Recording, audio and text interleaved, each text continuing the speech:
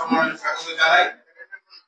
আজকের সাংবাদিক সম্মেলনে উপস্থিত আছেন প্রদেশ সভাপতি তথা রাজ্যসভার সাংসদ শ্রী রাজীব ভট্টাচার্য মহোদয়, উপস্থিত আছেন রাজ্যের মাননীয় মন্ত্রী শ্রী রতনলাল নাথ মহোদয়, উপস্থিত আছেন প্রদেশ সাধারণ সম্পাদক তথা বিধায়ক ভগবান চন্দ্র দাস মহোদয়, উপস্থিত আছেন প্রদেশ সম্পাদক ডেভিড দেববর্মা মহোদয় এবং মাননীয় বিধায়ক শ্রী শম্ভু চাকমা মহোদয়। আমি প্রদেশ সভাপতি শ্রী রাজীব ভট্টাচার্য মহোদয়কে অনুরোধ করছি আজকে সাংবাদিক সম্মেলনের বক্তব্য প্রথমে তুলে ধরার জন্য।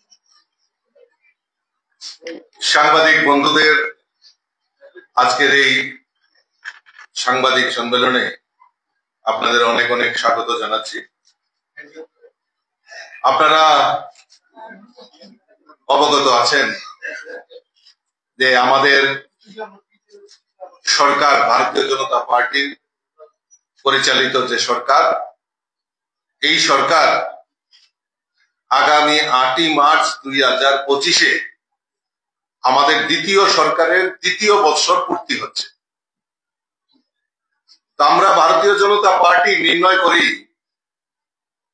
যে আমরা আমাদের এই দ্বিতীয় বছরে, দ্বিতীয় সরকারের দ্বিতীয় বছর কি কি কাজ এই রাজ্যের উন্নয়নের জন্য কাজ করেছে সেইগুলি জনসমক্ষে তুলে ধরার জন্য আমরা সরকারকে ধন্যবাদ জানিয়ে আমরা একটা সভা করার সিদ্ধান্ত করি।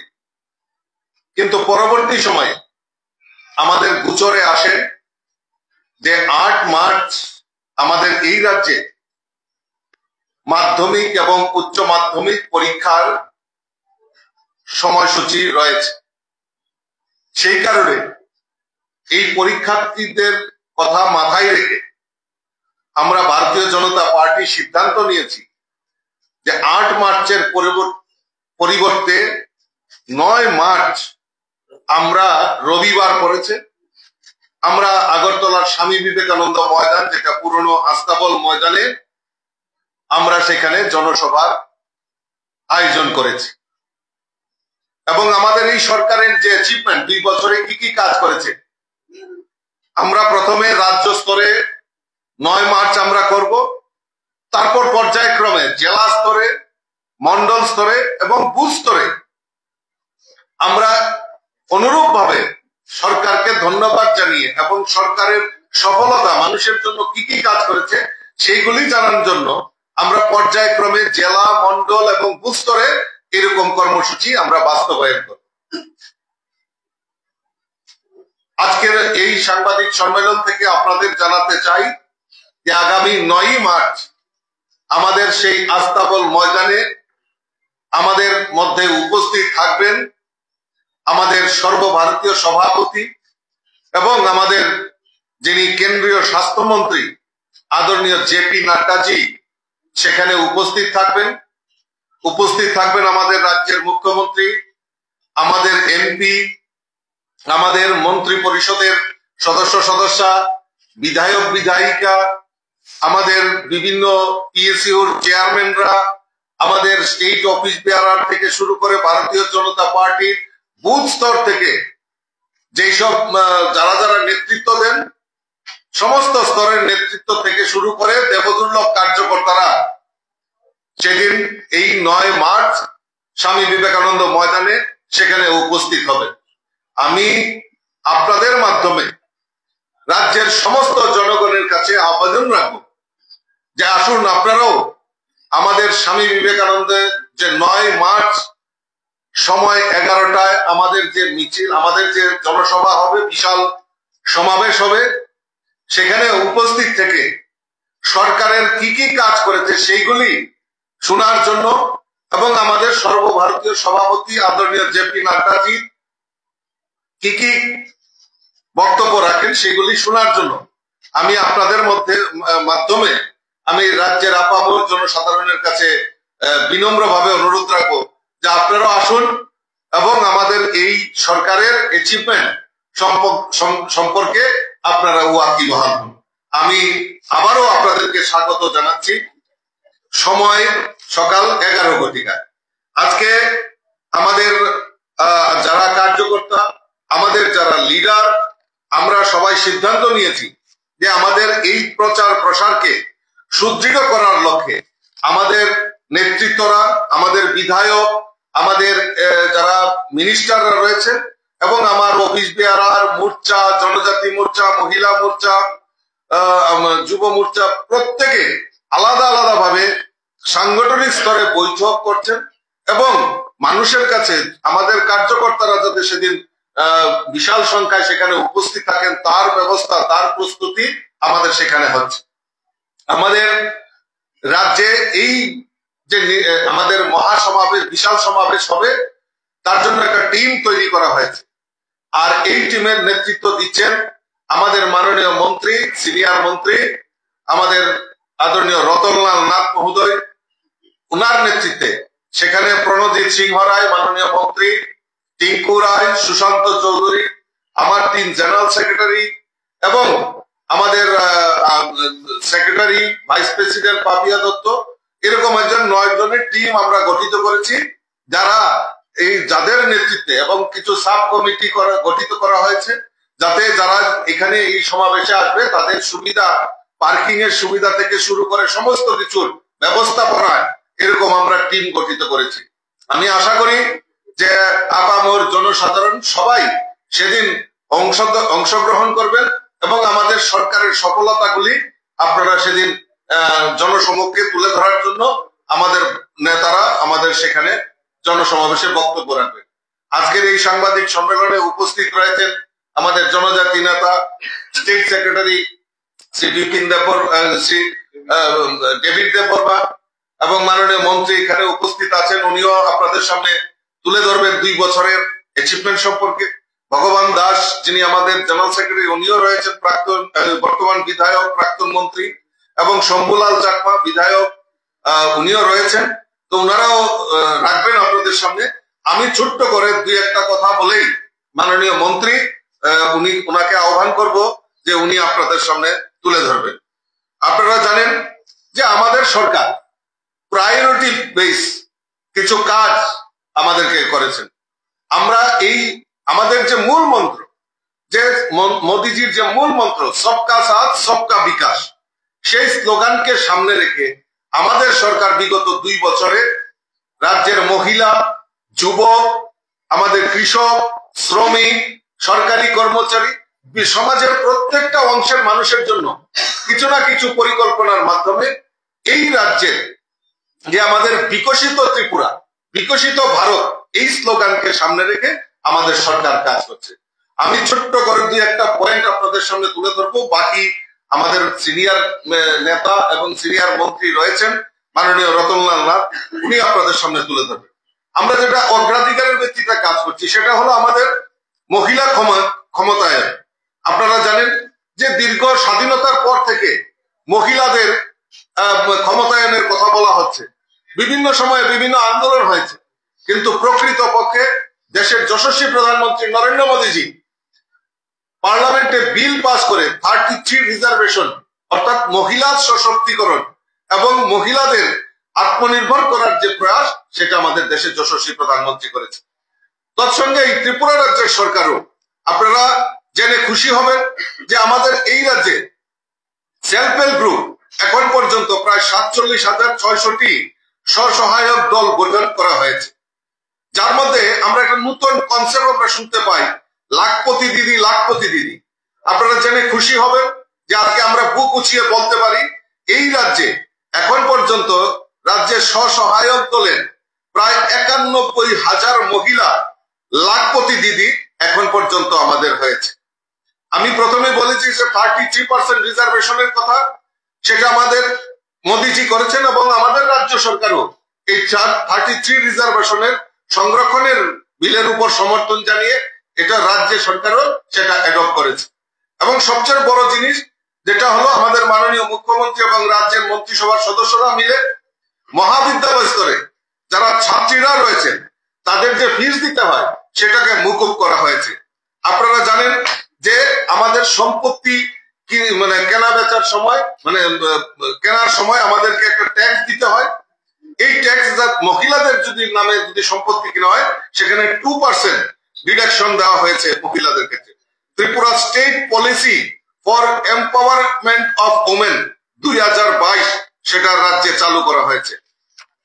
আপনারা আজকে জেনে খুশি হবেন যে আমাদের যে যোগাযোগ ব্যবস্থা এবং সমস্ত কিছু ক্ষেত্রে আমাদের রাজ্যে সরকার বিভিন্নভাবে কাজ করে চলছে।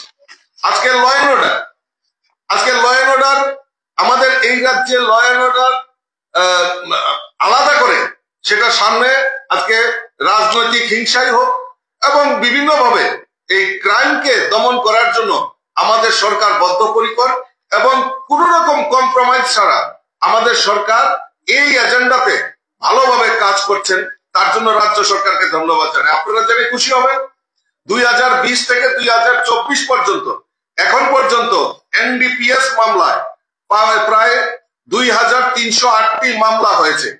এখন পর্যন্ত এনডিপিএস মামলায় 2020 থেকে 2024 পর্যন্ত 4276 জনকে এখন পর্যন্ত অ্যারেস্ট করা হয়েছে।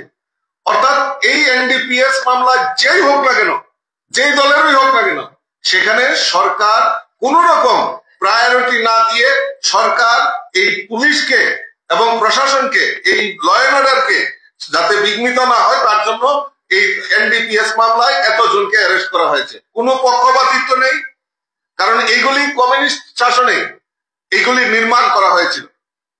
কমিউনিস্টের বিগত সরকার রাজ্যের উন্নয়ন করুক আর না করুক এই বিষয়ে খুব ভালোভাবে উন্নত করতে পেরেছিল। আর আজকে একে একে জালে ধরতে ধরতে এই এনডিপিএস মামলায় এখন পর্যন্ত 4276 জন আসামিকে সেখানে অ্যারেস্ট করা হয়েছে। এবং এই সরকারের সদ ইচ্ছায় 2018, 2019, 2023, 2024-এ প্রচুর পরিমাণে পরিসংখ্যান আমাদের কাছে রয়েছে। সময় স্বল্পতার জন্য আমি আপনাদের কাছে প্রেস রিলিজ করে আপনাদেরকে দিয়ে দিতে পারবো পরবর্তী সময়ে। গাঁজা হোক, আমাদের কফ সিরাপ হোক, আমাদের সেখানে হেরোইন হোক, ড্রাগস হোক, সেখানে প্রচুর পরিমাণে 2024 অব্দি এখন পর্যন্ত একটা বিশাল সংখ্যা সেখানে বাজেয়াপ্ত করা হয়েছে। এবং আমাদের যে মূল মন্ত্র যে নেশামুক্ত ত্রিপুরা, তার প্রয়াস নিয়ে আমাদের সরকার কাজ করে চলছে। আজকে জনজাতি এলাকায় আপনারা জানেন যে চলতি বছরে প্রধানমন্ত্রী আদর্শ গ্রাম যোজনায় এখন পর্যন্ত 189টি ভিলেজকে উন্নয়নের জন্য প্রায় 40 কোটি টাকা অনুদান এখন পর্যন্ত দেওয়া হয়েছে। প্রধানমন্ত্রী নরেন্দ্র মোদীজি প্রধানমন্ত্রী জনজাতি আদিবাসী ন্যায় মহা অভিযান এই কর্মসূচিকে বাস্তবায়নের লক্ষ্যে যেখানে জনজাতি যেই সম্প্রদায় সবচেয়ে বেশি দুর্বল রয়েছে, আমরা জানি 19টা ট্রাইব আমাদের শ্রেণী গোষ্ঠীর জনজাতি রয়েছে, সেখানে সবচেয়ে যেখানে দুর্বল জনজাতি গোষ্ঠী রয়েছে তাদের কল্যাণার্থে মাননীয় প্রধানমন্ত্রী নরেন্দ্র মোদীজির সংকল্প যে প্রধানমন্ত্রী জনজাতি আদিবাসী ন্যায় মহা অভিযান সেই কর্মসূচি বাস্তবায়নের জন্য আমাদের সরকার কাজ করছে। ইতিমধ্যে আমাদের যারা জনজাতি ছাত্রছাত্রীরা রয়েছেন, যারা বিভিন্ন ডিস্ট্রিক্টে হোস্টেলে থেকে পড়াশোনা করেন, তাদের স্টাইপেন্ড বৃদ্ধি করার কাজ আমাদের রাজ্য সরকার করেছে। আপনারা জানেন যে 2023 সালে 15 নভেম্বর রাজ্য ভিত্তিক যে জনজাতি গৌরব দিবস, সেখানে chief minister tribal development mission এই প্রকল্পের আওতায় জনজাতিদের শিক্ষা, স্বাস্থ্য, জীবনযাত্রার মান উন্নয়নের জন্য 30 কোটি টাকা বরাদ্দ রাখা হয়েছে। হুমলুঙে জনজাতি লোকসঙ্গীত, এই আমাদের যে লোকসঙ্গীত সেটা প্রায় লুপ্ত প্রায় হয়ে যাচ্ছে। এই জনজাতিদের লোকসঙ্গীতকে প্রাধান্য দিয়ে হুমলুঙে একটা মহাবিদ্যালয় এবং প্রতিচুরিতে কালচারাল একাডেমি স্থাপন করার সিদ্ধান্ত নিয়েছে আমাদের সরকার। Tripura rural economic growth sustainable service delivery নামে একটি প্রকল্প রাজ্যের 12টি ইন্সপিরেশন ব্লক ডিক্লেয়ার করে সেখানে 23টি জনজাতি অধ্যুষিত এলাকায় বাস্তবায়নের জন্য বিশ্ব ব্যাংক থেকে প্রায় 1400 কোটি টাকা প্রকল্প তৈরি করা হয়েছে। সরকার জনজাতি সম্প্রদায়ের 6ষ্ঠ থেকে 8ম শ্রেণী এবং নবম এবং 10ম এবং প্রি মেট্রিক স্কলারশিপ দেওয়ার সিদ্ধান্ত আমাদের সরকার করেছে। জনজাতি এলাকায় যেখানে রাবার চাষ হয়, সেখানে এই রাবার চাষকে প্রাধান্য দিয়ে এখন পর্যন্ত আমাদের এই সরকার প্রায় 2023-24 অর্থ বছরে 664 জন জনজাতি সুবিধাভোগী যারা লাভার্থী রয়েছে তাদের 600 হেক্টর জমিতে রাবার বাগান তৈরি করার সিদ্ধান্ত নিয়েছে। প্রধানমন্ত্রী বন্ধন যোজনায় 25টি নূতন বন্ধন বিকাশ কেন্দ্র স্থাপনের অনুমোদন পাওয়া গেছে। জনজাতি কল্যাণে রাজ্য সরকার 15টি দপ্তরকে ত্রিপুরা উপজাতি এলাকা স্বশাসিত পরিষদের 509 কোটি টাকা সেখানে প্রদান করা হয়েছে। আরো অনেক তথ্য আমার কাছে রয়েছে যা জনজাতি বিকাশের জন্য আমাদের সরকার এবং আমাদের প্রধানমন্ত্রী নরেন্দ্র মোদীজির সরকার এই রাজ্যের জনজাতি বিকাশের জন্য কাজ করছে। আমরা ডায়লগে বিশ্বাস করি না, আমরা বিশ্বাস করি কাজের মাধ্যমে। আমাদের সরকার চায়, কারণ আমরা বিশ্বাস করি যে জনজাতিদের বিকাশের মাধ্যমে এই রাজ্যের উন্নয়ন সম্ভব। তাই আমাদের মুখ্যমন্ত্রী থেকে শুরু করে আমাদের প্রধানমন্ত্রী যে প্রচেষ্টা, সেটা হলো আমাদের এই রাজ্যের জনজাতিদের বিকাশ করা। সেই লক্ষ্যে আমাদের সরকার কাজ করছে। আজকে গরিব কল্যাণ যোজনার মাধ্যমে এই রাজ্যে প্রায় 6,08,000 পরিবারের প্রায় 3 লক্ষ মেট্রিক টন বিনামূল্যে রেশন দেওয়ার ব্যবস্থা আমাদের সরকার করেছে। ইতিমধ্যে প্রধানমন্ত্রী আবাসন যোজনায় প্রায় রুরাল এবং আরবান মিলিয়ে 4.5 লক্ষ পরিবার, গরিব পরিবারকে প্রধানমন্ত্রী আবাসন যোজনায় পাকা ঘর নির্মাণ করেছেন। এখানে মাননীয় মুখ্যমন্ত্রী, মাননীয় মন্ত্রী রতনলাল নাথ, সিনিয়র নেতা এবং এগ্রিকালচার মিনিস্টার এখানে বসে রয়েছে। খুব সুন্দরভাবে উনি তুলে ধরবেন আমাদের যে অর্থনৈতিক বিকাশ এবং এই ত্রিপুরা রাজ্যের অর্থনৈতিক বুনিয়াদকে শক্তিশালী করার লক্ষ্যে সবচেয়ে বড় অ্যাচিভমেন্ট যেটা, সেটা হলো আমাদের এগ্রিকালচার ডিপার্টমেন্ট। সেখানে কিষাণ সম্মান নিধি বলুন, কিষাণ ক্রেডিট কার্ড বলুন, কৃষকদের থেকে সহায়ক মূল্যে ধান ক্রয় করা, তার ব্যবস্থা আমাদের সরকার করেছেন। মাননীয় মন্ত্রী আপনাদের সামনে বিস্তারিত তুলে ধরবেন, আমি সেই ব্যাপারে বিস্তারিত বলছি না, তো উনি আপনাদের বলবেন। এবং সেই ক্ষেত্রে আমাদের শিক্ষা ব্যবস্থাকে উন্নতি করার লক্ষ্যে সিএম স্যার এবং বিভিন্ন পরিকল্পনার মাধ্যমে আমাদের এই রাজ্যের ছাত্রছাত্রীদের যাতে বিকাশ হয় এবং মান উন্নয়ন করা যায়, তার প্রয়াস আমাদের সরকার করেছে। তো আমার কাছে আরো অনেক কিছু রয়েছেন। কাজেই আগামী দিন যখন আমাদের 9 মার্চ আমাদের আমরা যখন সেখানে অ্যাচিভমেন্ট আমাদের যখন সমাবেশ হবে, বিশাল সমাবেশ, সেখানে আরো তথ্য আপনাদের সামনে তুলে ধরা হবে। তার জন্য আমাদের মাননীয় মুখ্যমন্ত্রীও সেখানে বক্তব্য রাখবেন, আমাদের সর্বভারতীয় সভাপতি আদরণীয় জেপি নাড্ডাজি উনিও রাখবেন বক্তব্য, এবং আপনাদের সামনে জনসমক্ষে এই 2 বছরের যে কর্মকাণ্ড, দ্বিতীয় সরকারের 2য় বছর পূর্তি উপলক্ষে আমরা যে মানুষের জন্য কাজ করেছি, এই রাজ্যের উন্নয়নের জন্য কাজ করেছি, সেগুলি আমরা বিস্তারিত সেদিন আপনাদের সামনে তুলে ধরব। এখন আমি আমাদের মাননীয় মন্ত্রী আদরণীয় শ্রী রতনলাল নাথ মহোদয়কে অনুরোধ করব আপনাদের সামনে এই সরকারের 2 বছরের সফলতা সম্পর্কে কিছু তুলে ধরার জন্য।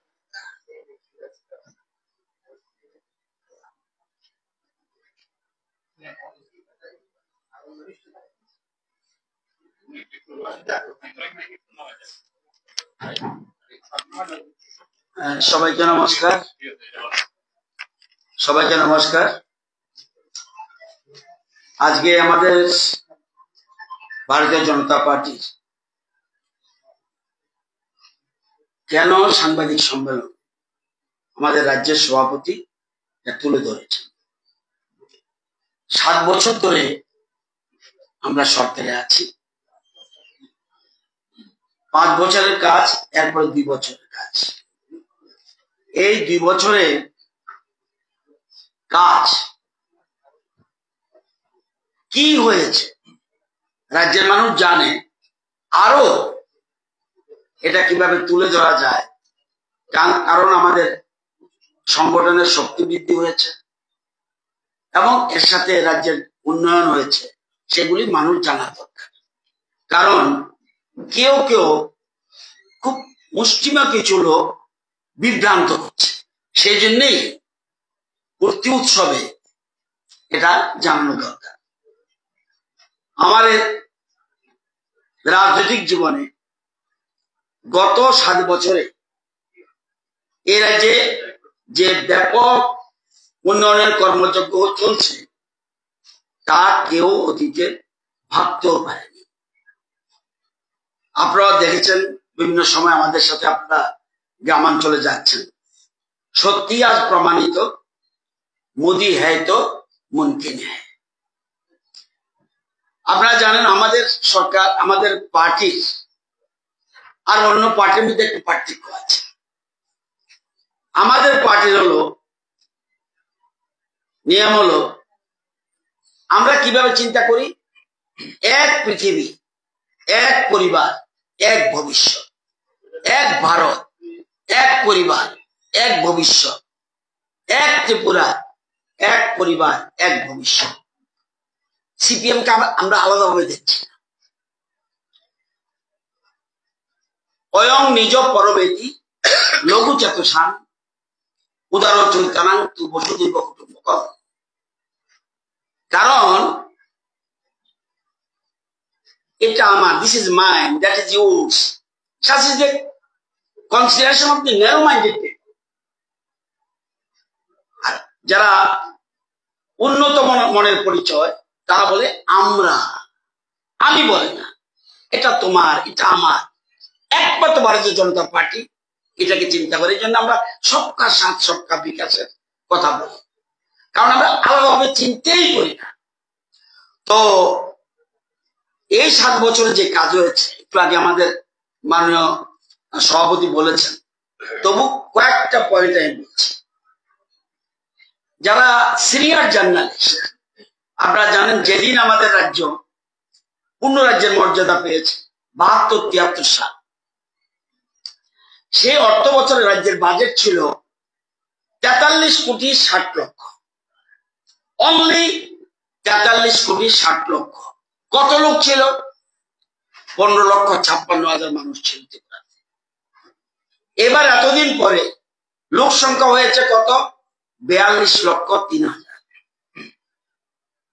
বাজেট হয়েছে কত গত বছর 24-25-এ? 27,804 কোটি 66 লক্ষ।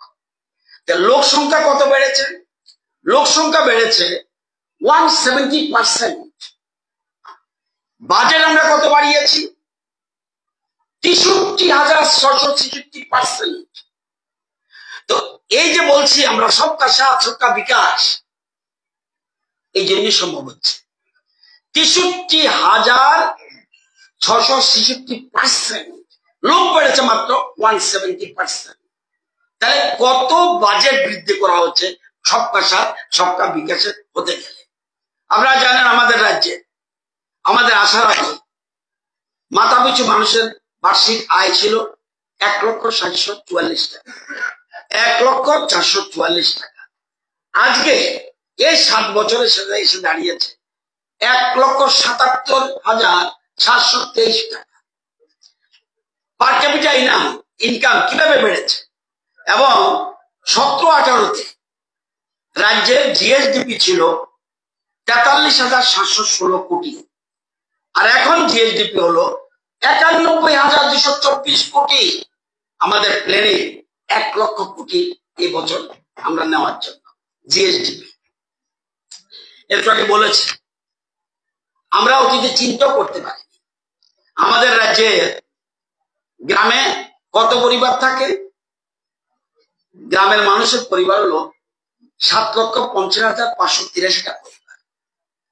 কোনদিন তাদের আবাসন দেওয়ার কথা তৎকালীন সরকার করেনি, কিন্তু শুধু গ্রামে এই 7 বছরে গড় দেওয়া হয়েছে 3,73,000। টোটাল গ্রাম এবং শহর মিলে হয়েছে 4,59,000।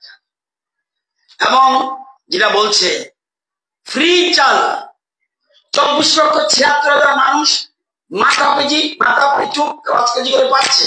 এছাড়া 1,11,000 পরিবার 35 কেজি করে ফি পাচ্ছে মাসে। 24,76,000 পাচ্ছে 5 কেজি করে, আর 1,11,305 ম্যাক্সিমাম দেখবেন ট্রাইবেল, এবং তারা পাচ্ছে 35 কেজি করে ফ্রি পাচ্ছে। এটা আমরা আগে চিন্তা করতে পারি কেউ?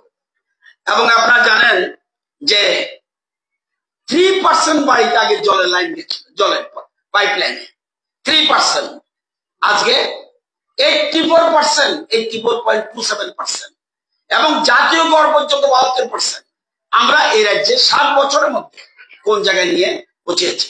6,32,000 পরিবারের বাড়িতে জলের লাইন গেছে। তো আপনারা জানেন যে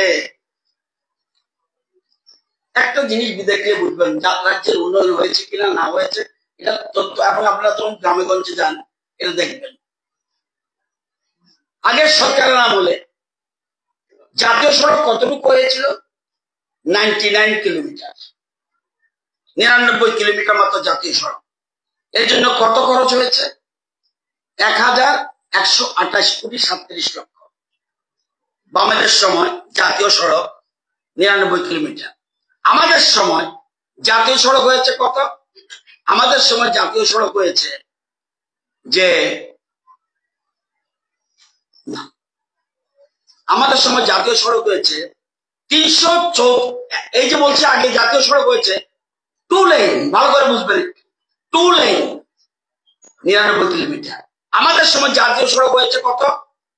334.40 কিলোমিটার 2 লেন, এবং 74.85 কিলোমিটার হলো স্ট্রেংথেনিং। তাহলে আমাদের সময় টাকা কত খরচ হয়েছে? 2018 থেকে খরচ হয়েছে আমাদের সময় 4,679 কোটি, 4,679 কোটি 75 লক্ষ টাকা আমরা খরচ হয়েছে 2 লাইন। এবার আসুন 4 লেন কত চলছে? 4 লেনে এখন কাজ চলছে 74.7 কিলোমিটার, 4 লেনে কাজ চলছে 44.51 কিলোমিটার, আর 2 লেনের এখনো কাজ চলছে 74.07 কিলোমিটার। এর জন্য কত খরচ যাবে? 1,923,65,00,000। এবার আসেন ফিউচার প্ল্যানিং, 16,235 কোটি 4 লেন, সবটা 205.50 কিলোমিটার। অর্থাৎ এই 7 বছরে খরচ হয়েছে 4,679 কোটি 75 লক্ষ, আর 3,443 কোটি 88 লক্ষ টাকার কাজ চলছে।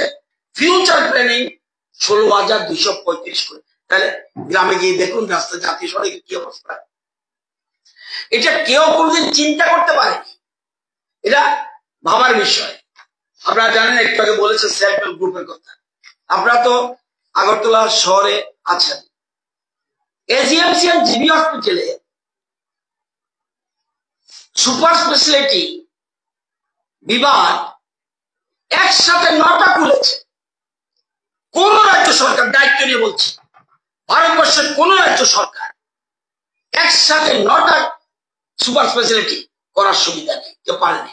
আমরা করেছি কার্ডিওলজি, আমরা করেছি সিটিপিএস, আমরা করেছি নেফ্রোলজি, আমরা করেছি ইউরোলজি, আমরা করেছি প্লাস্টিক সার্জারি, আমরা করেছি নিউরো সার্জারি, আমরা বলছি জিআই সার্জারি, আমরা বলছি নিউরোলজি, আমরা বলছি গ্যাস্ট্রোএন্টারোলজি, একসাথে 9টা।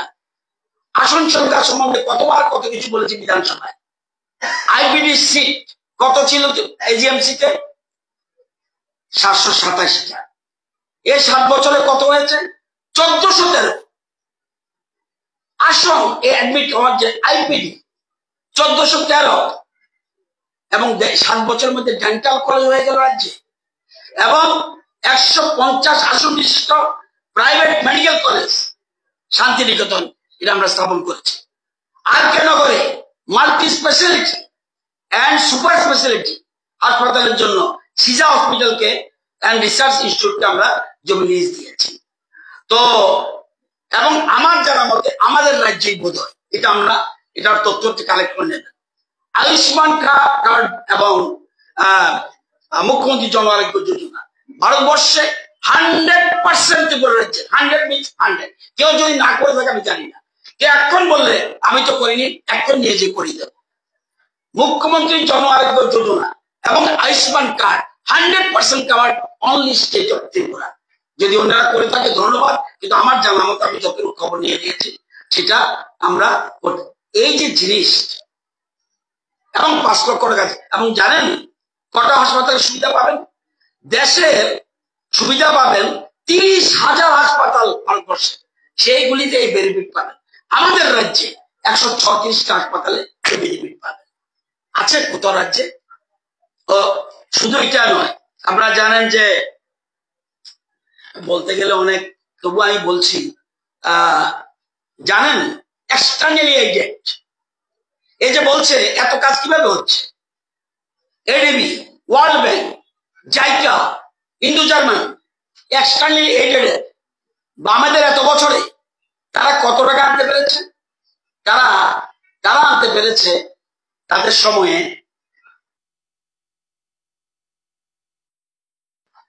আমাদের সময় স্যাংশন কত? 4,291 কোটি, এবং অলরেডি খরচ করেছে 516 কোটি। এবং এটা এক্সটার্নালি এটা এই ডাবল ইঞ্জিনিয়ার, এটাই বেনিফিট। এই যে ডাবল ইঞ্জিনের যে সুবিধাটা আমরা ইয়ে করেছি, আপনারা জানেন যে পিএম কিষাণ প্রকল্পে এটা একটা আপনাদের 19টা কিস্তি ত্রিপুরা রাজ্যে 2,77,970 জন কৃষক 842 কোটি 63 লক্ষ টাকা পেয়েছে। এই কিছুদিন আগে 24 তারিখ লাস্ট পেমেন্টটা দিল। তো এটা এবং 2 বছরে পেয়েছে, যেটা 2 বছরের আমরা হিসাব করছি, যেটা এই আমরা 2 বছরের হিসাবটার জন্য আমাদের করছি, এবং 2 বছরের হিসাবটা হচ্ছে প্রতিটি ডিপার্টমেন্ট 2 বছরে কি ডেভেলপমেন্ট, এবং 2 বছরে 2,40,000 কৃষক 287 কোটি 16 লক্ষ টাকা এই আয়ুষ্মান প্রকল্পে পেয়েছে। আপনারা জানেন যেটা সহায়ক মূল্যের কথা বলছে, কৃষি ঋণ 7 বছরে আমরা দিয়েছি 3,82,000 কৃষককে, টাকার পরিমাণ 2,142 কোটি, এবং 2 বছরে 65,712 জন কৃষককে আমরা দিয়েছি 569 কোটি 71 লক্ষ। আমরা সব দিক দিয়ে আমরা যতটুকু সম্ভব, আপনারা জানেন নতুন ধরনের একটা স্কিম মুখ্যমন্ত্রীর লাইভলিহুড মিশন, মুখ্যমন্ত্রীর দক্ষতা উন্নয়ন প্রকল্প, আপনারা শুনে থাকবেন, অলরেডি স্টার্ট হয়ে গেছে।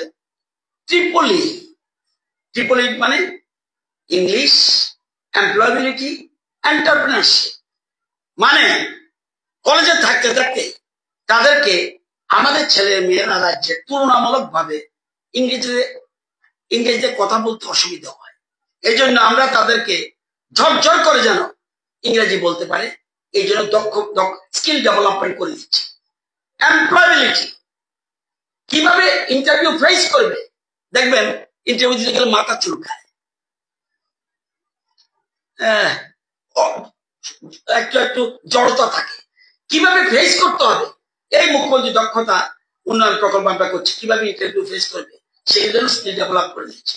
এন্টারপ্রেনারশিপ, আমি চাকরি করব না, আমি ইন্টারভিউ দেব না, আমার ইংরেজি জানারও দরকার নেই, আমি কিভাবে ব্যবসা বা আমরা স্টার্ট আপ বা কিছু করতে পারি সেভাবে তাকে তৈরি করে দেওয়া, এরকম ভাবে আমাদের সরকার চিন্তা করছে। ওই যে বলছি সবকা সাথ সবকা বিকাশ, এটা কিন্তু এবং এই যে স্লোগান, এটা আমাদের দীনদয়ালজি আমাদের সবকা সাথ সবকা বিকাশ, এটা কিন্তু চাকরিকারী কথা, এটা অন্য কেউ চিন্তা করে না।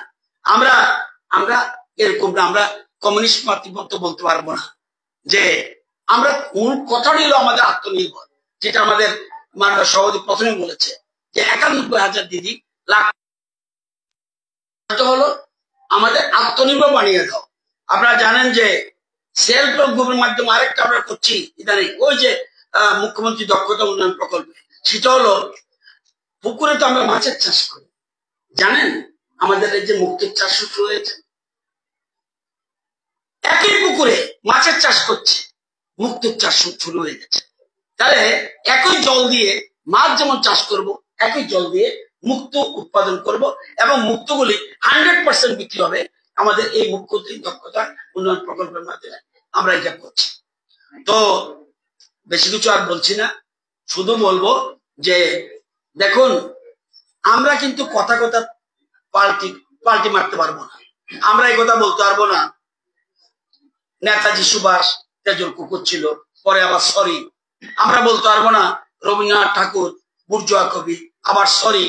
আমরা বলতে পারবো না যে জ্যোতিবাবু প্রধানমন্ত্রী হতে পারে, ঐতিহাসিক ভুল। আমরা বলতে পারবো না যে আমাদের যে কম্পিউটার সম্বন্ধে বলেছে, এরপরে বলছে যে এখন সবাই তারা ব্যবহার করছে, আবার বলছে ভুল। এই যে জিনিসগুলি, এবং এখন আবার একটা দেখছি নতুন জিনিস পত্রিকাতে পরশুতে দেখেছি যে বিজেপি আর ফেসিস্ট নয়, একটা নতুন জিনিস দেখেছি। এদের বোধ হয় সেন্ট্রাল ইয়েতে, অর্থাৎ তারা বারবার ভুল করে, তাদের ভুলের জন্য, তবে তাদের ভুলে ক্ষমা করে দেওয়া উচিত। তো কারণ তারা, আমরাও তাদেরকে সবাইকে নিয়ে আমরা এরকম ভাবে চিন্তা করছি। তো সবাইকে বলবো ওই যে মাঠে আসুন, দেখবেন লোক কিরকম হয়। সংগঠন যে বৃদ্ধি পেয়েছে বলছি, কি ধরনের লোক হয় একটু আসবেন। আপনারা ছাড়া তো আমাদের চলবে না, কারণ আপনাদের মাধ্যমে এই জন্য প্রেস কনফারেন্স, এবং আমরা চতুর্থ স্তম্ভ বলি। আপনারা আমাদের যে অ্যাক্টিভিটিস গুলি সরকারের এবং দলের, সেগুলি আপনারা তুলে ধরবেন, এবং যাতে ওই সভা আপনারা এসে আরো বেশি প্রচার নিতে পারেন। আমাদের ত্রুটি থাকলে তুলে ধরবেন, নিশ্চয়ই আমরা সংশোধনের চেষ্টা করব, এবং আগামী দিনে যেন আমরা এক ত্রিপুরা শ্রেষ্ঠ ত্রিপুরা করতে পারি সেই লক্ষ্য রাখার জন্য আমাদের বলবো। আমরা জানেন, আমরা বর্তমানে কয়েকটা জিনিস আপনারা জেনে রাখেন, এটা আপনাদের জানা নেই। যেমন সিম একটা জিনিস, ছোট্ট হতে পারে, সিম খান যে আপনারা, সিমের প্রোডাক্টিভিটি রেটে ইন্ডিয়াতে আমরা সেকেন্ড পজিশন, ফার্স্ট হলো জম্মু কাশ্মীর, আমরা সেকেন্ড পজিশন প্রোডাক্টিভিটি রেট আর প্রোডাকশন এক কথা না, প্রোডাক্টিভিটি রেটে জম্মু কাশ্মীর ফার্স্ট, সেকেন্ড আমরা। ফুলকপি প্রোডাক্টিভিটি রেটে আমরা ফোর্থ, ফার্স্ট হলো অন্ধ্রপ্রদেশ। মটর আগে ফার্স্ট হলো ঝাড়খণ্ড, আমরা হলাম ফোর্থ পজিশন। এবং টমেটো আমরা হিমাচল প্রদেশ ফার্স্ট, আমরা প্রোডাক্টিভিটিতে ফোর্থ পজিশন ইন্ডিয়াতে। কাঁঠাল জ্যাকফ্রুট, এটা আমরা তামিলনাড়ু ফার্স্ট পজিশন, আমরা ফোর্থ পজিশন। এবং সুপারি প্রোডাক্টিভিটি এটা আমরা সেকেন্ড, এবং অরুণাচল প্রদেশ ফার্স্ট। ধানে অল ওভার ইন্ডিয়াতে আগে ছিল, তাদের সময় আগে ছিল 11th পজিশন প্রোডাক্টিভিটিতে, নাও আমাদের সময় এটা হয়ে গেছে 6th প্লেস।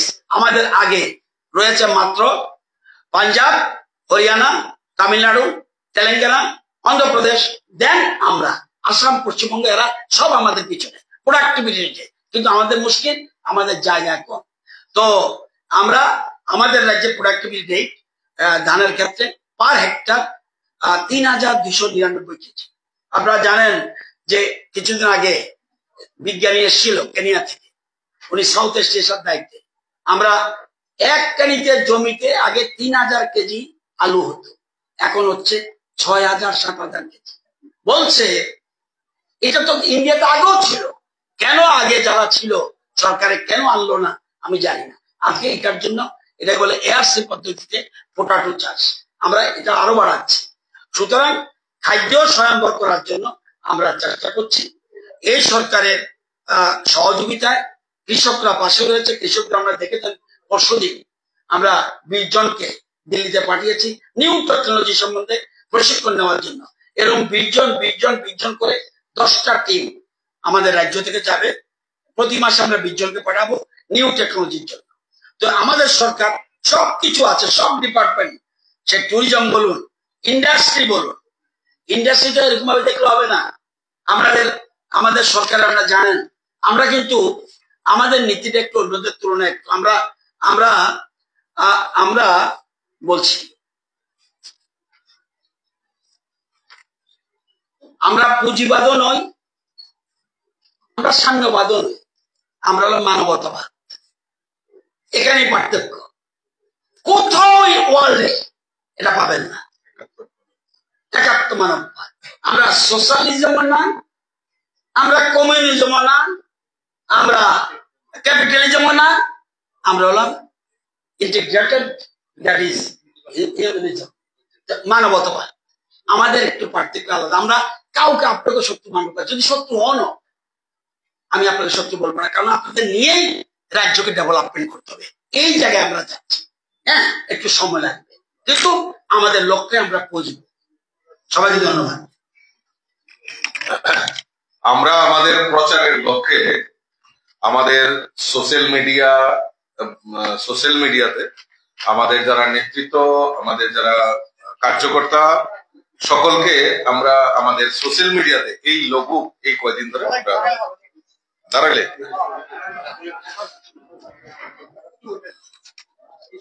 চলুন বন্ধু, চলুন স্বামী বিবেকানন্দ ময়দান, চলুন 9 মার্চ সকাল 10 ঘটিকা।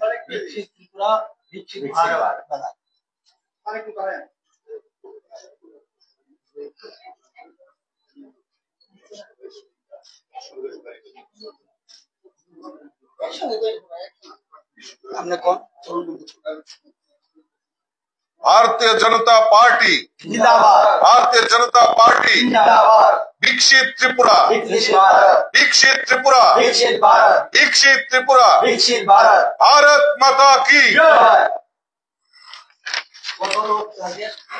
না, এটা দেখুন, আপনারা দেখুন না কি হয়, দেখুন না ওখানে গিয়ে কি হয়।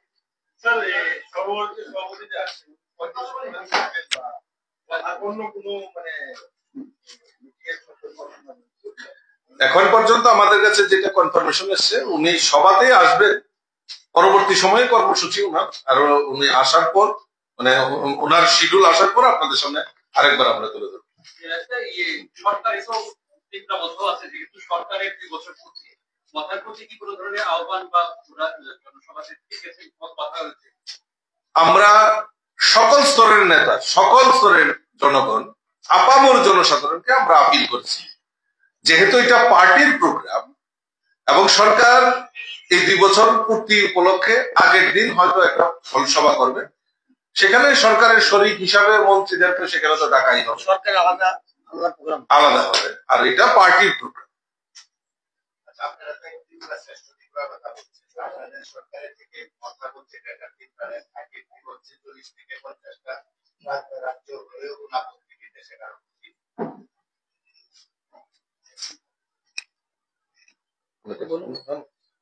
এটা দলীয় ব্যাপার। আমরা একটি করে শ্রেষ্ঠ ত্রিপুরা করছি, কোন দলের আলাদা কর্মসূচি থাকছে। যেমন আমরা একটু আগে বলছিলাম সরকারের ভর্তি উৎসব, সেটা সরকার 8 তারিখ করে, আর এটা করছে আমরা দলের থেকে, কারণ দল আজকে বিরাট বড় দল হয়েছে, সুতরাং এটাকে নেওয়ার জন্য। আর ওইটা যার যার ব্যক্তিগত কর্মসূচি থাকবে, তাদের স্লোগান থাকবে, তাদের এটা অন্য বিষয়, তাদের ইস্যুটা কিভাবে তারা তাদের, এটা তো আমরা উত্তর দিতে পারি।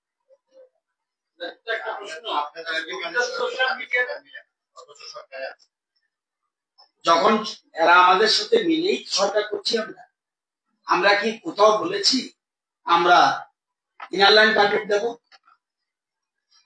কেউ যদি বলে ইনার লাইন, যেমন সিপিএম এর স্টারে ছিল ইনার লাইন টার্গেট, পরে তারা তুলে নিয়েছে, এখন আবার বলছে, সেটা আমি জানি। আমার বক্তব্য আমাদের এটার মধ্যে আমরা এখন কি বলছে তারা তো বারবার বলবে। শুনুন, তাদের সম্বন্ধে বলতে গেলে একটা কথা নোট করে রাখুন, যে একবার গলতি করে সে ফুলিশ, যে 2 বার গলতি করে সে সেলফিশ, যে 3 বার গলতি করে সে অপরচুনিস্ট, যে বারবার গলতি করে সে কমিউনিস্ট। সোশ্যাল মিডিয়াতে বিশেষ করে মাঝে মধ্যে দেখা যায় যে যারা 2018 সালের আগে দলীয় কর্মী, এর একটা অংশ তাদের অভিযোগ বারবার তাদের মূল্যায়ন করা হয় না, বিভিন্ন সময় বারবার তাদের অভিযোগ 7 বছর পরেও ওদের খবর নেওয়া হয় না। এই বিষয়টাতে দল কিভাবে দেখছে বা আপনার বড় আপিল? দেখুন, ভারতীয় জনতা পার্টি এমন নীতি নিষ্ঠার পার্টি এবং কার্যকর্তাদের পার্টি, এবং মূল্যায়ন হয় না এই কথাটা বাস্তবের সঙ্গে মিল নেই। এই কারণে তার সবচেয়ে বড় উদাহরণ আমিও তো সেই অনেক প্রায় 91 থেকে পার্টিটা স্টার্ট করেছি। আজকে দল আমাকে রাজ্য সভাপতি, প্রদেশ সভাপতি বানিয়েছে এবং রাজ্যসভার সাংসদও বানিয়েছে। অর্থাৎ দলের প্রতি আমার নিষ্ঠা, দলের প্রতি আমার যে আনুগত্য, এবং দল আমাকে এটা পর্যাপ্ত পরিমাণে আমাকে দিয়েছে। তার জন্য অপেক্ষা করতে হবে, ধৈর্য ধরতে হবে।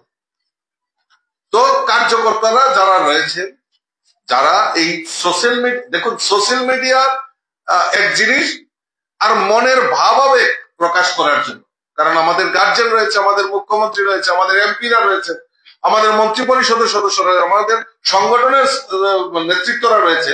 কারোর কোনো অভাব অভিযোগ থাকলে নিশ্চয়ই আমরা কার্যকর্তাদের সেই অভাব অভিযোগ পূরণের জন্য নিশ্চয়ই তাদের পাশে থেকে তাদেরকে সহযোগিতা করব, এবং দল নীতি এবং আদর্শের উপর ভিত্তি করে পরিচালিত। আপনারা যেসব উন্নতির কথা তুলে ধরেছেন, কৃষিক্ষেত্র আর স্বাস্থ্যক্ষেত্র জরুরি আছে, কিন্তু ঠিক বিপরীত দিক থেকে বিরোধী দলরা তার ঠিক বিপরীত তুলে ধরছে। যেমন কৃষিক্ষেত্রে বলছে কৃষকরা তাদের ন্যায্য পাওনা পায়নি, এবং ক্ষেত্রে বলছে রাজ্যের শাসনটা একদম তলান্তরে চলে গেছে। তারপর কোনো নিয়ে বলছে যে পুরাটা পিছিয়ে গেছে রাজ্য 7 বছর। তাদের অভিযোগগুলো কিভাবে আপনি দেখছেন? আপনি প্রশ্ন করেছেন।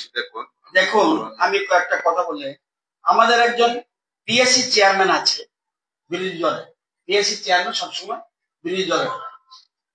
বিধানসভায় বলে এবার বিধানসভা করে ভিজিট করতে গেছে, না কিছু না, গিয়ে বলল এত ডেভেলপমেন্ট ত্রিপুরাতে এগুলি হচ্ছে। এক আসুন গেল বেতাগা, আলু, এত আলু উৎপাদন হয়। সুতরাং বিরোধীরা কি বলে, আসল কথা মাঠে যায় না। আপনার সবাইকে 5টা বাস আমি দিব। ইয়েস বন্ধুরা, 5টা বাস নেব, পথের মধ্যে হোটেলে টোলে সবখানে খাওয়াবো। আমার সাথে 3 দিন ত্রিপুরা ঘুরুন, 3 দিন বা 5 দিন। 2-1 জন গেছিল আমার সাথে, টোটাল আউটসাইড হয়ে গেছে, মানে টায়ার্ড, একদিনে টায়ার্ড হয়ে যায়। আর আমি 76 বছর টায়ার্ড। আপনাদের সময় নিমন্ত্রণ, 5টা বাস 6টা বাস পুরো রিজার্ভ করে দেবো, প্রতি বেলায় খাবেন, টিফিন টিফিন করাবো, সারা রাজ্য ঘুরে আসুন। বিরোধীদের জিজ্ঞাসা করেন, ওরা ঘুরে না, ওদের থেকে খবর নেবেন না, ভুল করুন, আপনারা নিজে গিয়ে দেখুন what is going on this type of Tripura. Tribal এলাকা বিশেষ করেছ, সাথে থাকবো আমি, 5 দিনে কোনো অসুবিধা হবে না। বিধানসভার অধিবেশন আগেও যেতে পারেন, বিধানসভা অধিবেশনের পরেও যেতে পারেন, এটাই আমন্ত্রণ রইল। সুতরাং বিরোধীদের, আমরা বিরোধী আগামী দিনে কেউ থাকছে না, ওরা বারবার ভুল করছে, ওরা সব আসছে, সবাই আমরা আমন্ত্রণ করছি সবাই। আর এখানে একমাত্র জায়গা যেখানে কাজের শ্রদ্ধা, কাজের সম্মান দেয় একটা দল। ওকে, ধন্যবাদ। ল অ্যান্ড অর্ডার সম্পর্কে বলছি, লজ্জা থাকা উচিত কমিউনিস্টের, এখন তো একটু লজ্জা টজ্জা হওয়া দরকার। এই গত 2 দিন আগেই তো তাদের 3 নেতা দক্ষিণ ত্রিপুরা জেলায় তাদের আত্মসমর্পণ করতে হয়েছে। সুপ্রিম কোর্টও হেরেছে, হাইকোর্টও হেরেছে, এখন তাদের জেলে তাদের স্থান হয়েছে। ইস্যু কি? আন্দোলন করতে হবে, স্ট্রাইক ডাকা হয়েছে, স্ট্রাইক ডাকা হয়েছে, পিকেটিং করবে, বেশ ভালো কথা, মানুষের কাছে আপিল করবে। কোথায় কোথায় গিয়ে ওনারা আন্দোলন করেছেন, কোথায় পিকেটিং করেছেন? যেখানে আমাদের ন্যায়ের মন্দির, যেটা আমরা শ্রদ্ধা করি, সমস্ত ভারতবাসী হোক ত্রিপুরাবাসী হোক, আমরা যে এই ন্যায়ের মন্দির কোর্টকে আমরা সম্মান করি, সেই কোর্টে গিয়ে ওনারা আন্দোলন করবে। কোর্টের যারা বিচারপতি তাদের উপর নির্বিচারে, আসলে মানুষকে যেভাবে তারা অত্যাচার করেছে, যেই রাজ্যের বুকে মানুষকে অত্যাচার করেছে, তারা কোনো কিছু দেখেনি। যুবক, মহিলা, শ্রমিক, কৃষক, সরকারি কর্মচারী, প্রত্যেকের উপর হামলা হুজ্জতি করে, চাঁদাবাজি করে এই রাজ্যটাকে একটা বিশৃঙ্খলার পরিবেশ সৃষ্টি করেছে। আর এখন তারা বলছেন ল অ্যান্ড অর্ডার। আমি প্রশ্ন রাখতে চাই আপনাদের সামনে, কয়েকটা তথ্য আছে আমার কাছে। 96 সালে রাজনৈতিক গণহত্যা রাজ্যের ইতিহাসে মানুষ ভুলে যায়নি, প্রশ্ন রাখতে চাই আমি আজকে। এটা আমার কথা নয়, আপনাদের পেপার কাটিং, আপনাদের পেপারে রয়েছে। আজকে কমলপুরে উনাদেরই নেতা হত্যার রহস্য আজ পর্যন্ত মানুষ জানতে পারে। বিমল সিনহা হত্যাকাণ্ড আজ পর্যন্ত সিপিএম মানুষ জানতে পারেনি। মধুসূদন সাহা কংগ্রেসের প্রাক্তন বিধায়ক, তাদের সময়ে মারা হয়েছে। সুখরাম দেববর্মা এসডিএম অফিস, সদর এসডিএম অফিসের সামনে তাকে হত্যা করা হয়েছে। কই আজ পর্যন্ত তো ত্রিপুরা রাজ্যের মানুষ জানতে পারেনি। এখন ওরা প্রশ্ন হয়েছে যে ল অ্যান্ড অর্ডারের প্রশ্ন এখন তারা তুলছে। লজ্জা থাকা উচিত তাদের। আচ্ছা কই মানিক সরকার, জিতেন চৌধুরী, তারা তো ঘোরাঘুরি করছে। গত কিছুদিন আগে আমি প্যারাডাইজ চমনিতে যখন আমরা সভা করছিলাম, আমি দাবি করেছিলাম আমাদের কার্যকর্তাদের কাছে, যারা বিভিন্ন জায়গায়, দক্ষিণ ত্রিপুরা হোক, উত্তর ত্রিপুরা হোক, গণকটি জেলা হোক, যে কোনো জায়গায় যারা এই সিপিএম এর অত্যাচারীরা মানুষকে নির্বিচারে অত্যাচার করেছে, এখন তারা ভয়ে আগরতলায় স্থান নিয়েছে, তাদেরকে চিহ্নিত করে পুলিশের সাহায্য নেওয়ার জন্য। তো দেখলাম পরের দিন সাংবাদিক সম্মেলন করে ওনারা বলছেন যে আমরা ভয় পেয়ে গেছি, কারণ সিপিএম এখন ক্ষয়িষ্ণু।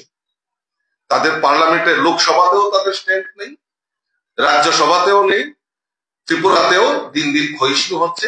কাজে এই ল অ্যান্ড অর্ডারের উদ্ধৃতি করে বিজেপিকে রোখা যাবে না। এটা মানুষ, রাজ্যের মানুষ জানে যে তারা কিভাবে অত্যাচার মানুষকে করেছে। তার প্রতিশোধ 2018-তে নিয়েছে এবং 2023-এও দ্বিতীয়বারের মতো ভারতীয় জনতা পার্টি সরকার প্রতিষ্ঠা করে তাদেরকে ছুঁড়ে ফেলে দিয়েছে। কাজেই ল অ্যান্ড অর্ডার বলার আগে তাদের জানা উচিত যে এর যে তাদের যে হত্যালীলা সংঘটিত হয়েছে। গণতন্ত্রের 4টা স্তম্ভ: আদালত, আইনসভা, ব্যুরোক্রেটস আর সংবাদ মাধ্যম। তাহলে এই যে তারা আদালতকে ছাড়েনি, আদালতে অ্যাটাক করেছে, আছে ভারতীয় জনতা পার্টি এরকম কিছু করে, এখন পর্যন্ত তাদেরকে দল থেকে বহিষ্কার, সুপ্রিম কোর্ট বলে দিয়েছে। সুতরাং তাদের কথা কাউন্ট করতে হবে ইদানিং। আমি আইনমন্ত্রী না। পার্টির কাছে প্রশ্ন যে এই যে কয়েকটা রাজনীতি মার্ডারের কথা বলেন, যে বাবা মনে এই হেভিওয়েটার যে মার্ডার, আমরা পরিপ্রসা মার্ডার কেসে দেখলাম যে প্রায় 30 বছর পরে কনভিকশন। এই কেসগুলোর একটি রিওপেন করা যাবে, বড়দূত মার্ডার কেস কনভিকশন অনেকগুলো আছে। এখানে মাননীয় মুখ্যমন্ত্রী একদিন বলেছেন, সেক্ষেত্রে এমন কিছু বলতে যাব না সেটা ওই কথার সাথে কন্ট্রাডিকশন, ঠিক হবে না। ওকে, ধন্যবাদ সবাইকে। আপনাদেরকে অনুরোধ রাখছি আপনারাও মাঠে যাবেন।